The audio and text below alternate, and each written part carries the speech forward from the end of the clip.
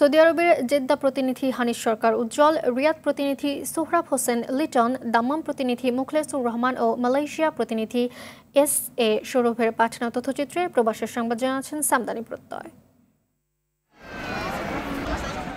15 August Bangabandhu Sheikh Mujibur রহমানের মৃত্যুবার্ষিকী উপলক্ষে Jeddah, Mecca ও তায়েফ আওয়ামী পরিবার পবিত্র ওমরা পালন ও দোয়া মাহফিলের আয়োজন করে। অনুষ্ঠানে সারতাজুল আলম দীপু, ওয়াজিউল্লাহ মিয়া, মঈনুদ্দিন ভুইয়া, দেলোয়ার সরকার, কামরুল হাসান জুয়েল, মোহাম্মদ কাশিদুর রহমান, হোসেন মোহাম্মদ নাহিদ, ইউসুফ মোহাম্মদ ফরাজি, হুমায়ুন কবির, কাজী নিয়ামুল বশির, হাবিবুর রহমান ব্যাপারী, জসিমউদ্দিন ভুইয়া, বোরহান উদ্দিন, শামীম চৌধুরী সহ অনেকে উপস্থিত ছিলেন। আয়োজনে নিহতদের স্মরণে দোয়া ও মোনাজাত করা হয়।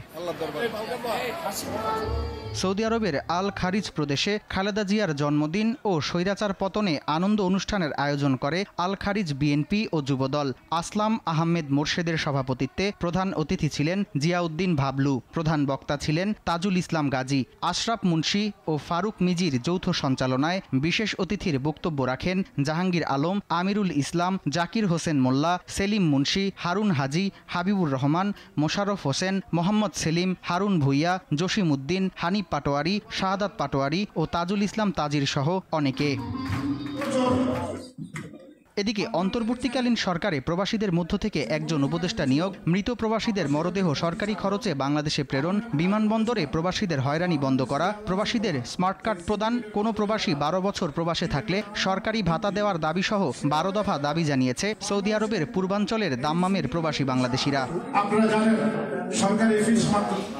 বেগম খালেদা জিয়ার ৭৯তম জন্মদিন উদযাপন করেছে বিএনপি মালয়েশিয়া শাখা। কুয়ালালামপুরের আয়োজিত এ দোয়া ও আলোচনা সভায় এম.জে. আলমের সভাপতিত্বে প্রধান অতিথি ছিলেন তালহা মাহমুদ। এস.এম. বশিরের অনুষ্ঠান সঞ্চালনায় বক্তব্য রাখেন আবদুল্লাহ আল মামুন লিটন, কাজী সালাহ উদ্দিন, মোহাম্মদ জসিমউদ্দিন, মঞ্জু খা, হাবিবুর রহমান, রতন তালুকদার, হেলাল শিকদার, আসাদুজ্জামান মাসুম সহ অনেকে। সামদানি প্রত্যয়, RTV।